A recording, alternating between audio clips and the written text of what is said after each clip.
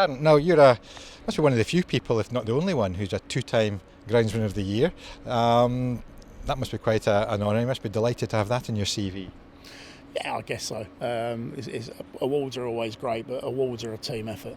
So on individual awards, yeah, they're great, but you can't do it without having a great team behind you.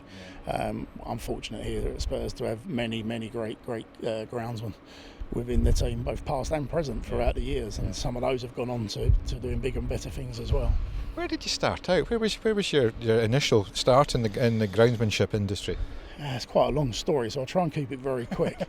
Probably 3 or 4 years old, sat on my dad's lap, steering a Land Rover with 3 set gang mowers on the back at Buckersteel Football Club in about 1980.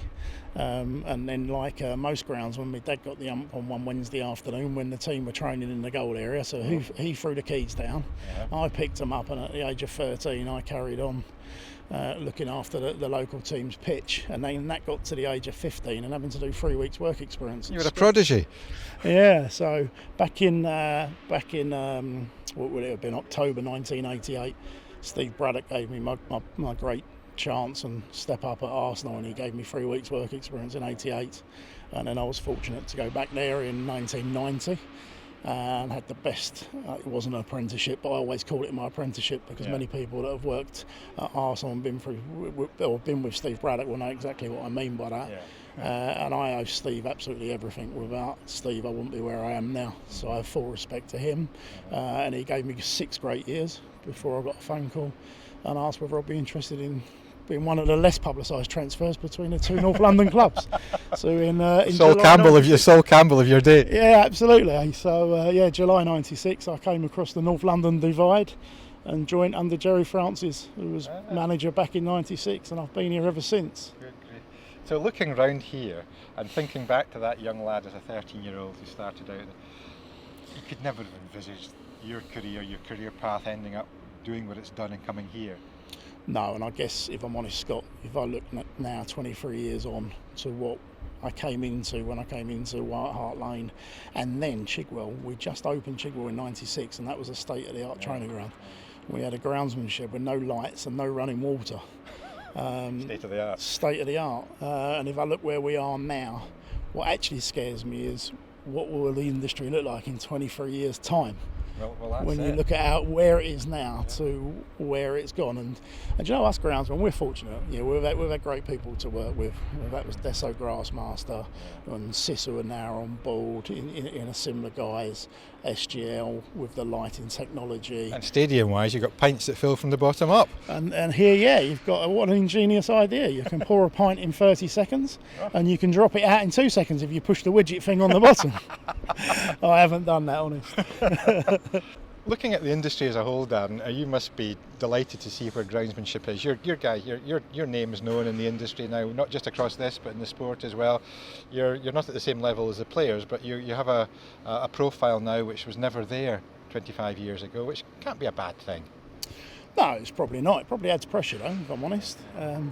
TV always adds pressure. We're never off TV, whether it's a live game or a recorded game, and you just go, every time I go home after a game, I'm just, thank God nothing's gone wrong today.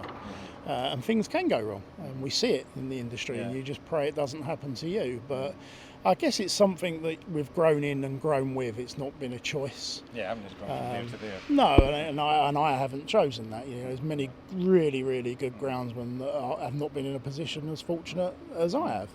And I respect that. But also, I guess, with the industry, things move on, technology moves on, and we embrace it. And I guess that's where we are today. We're at the forefront of the leading edge of technology. And as I joked earlier, 23 years' time, we wonder where we'll be. Yeah, exactly. And there was one thing you mentioned earlier, maybe just touched on, within the industry, that if there's one thing you could change, it would probably be the negativity that surrounds it sometimes. Yeah, I think sometimes groundsmen, we're our own worst enemy. The one thing I've learnt here is 2 words: positivity and respect. And I think that's, whilst that runs through our club, I think that's probably the positivity side of things not great sometimes within our industry. I think it's easy to have a cheap shot or put someone down, and there's no need for that. You've got to look and help. And I think it's the minority. But like I say, for me, positivity. We should be embracing that and looking to help each other. And across sports, I've got great friends, whether it's in rugby, golf, cricket. We're a close-knit group. It's a lovely industry in that regard, isn't it? And you do see that people are prepared to help each other, which is wonderful. And the guys at the top, people like yourself, like Jim McKenzie at Celtic Manor, they are open to people coming up and chatting to them and asking them advice. Very much so. Last weekend I was down at Celtic Manor and I was in the Principality Stadium watching Speedway. But I stayed at Celtic and I met up with Jim, and we chewed the fat and shared a couple of hours. And it may be different grass, but we have the same pressures, the same challenges, and it's a very similar job. It really is. And whether that's golf, cricket, as I say, rugby, the challenges are very similar.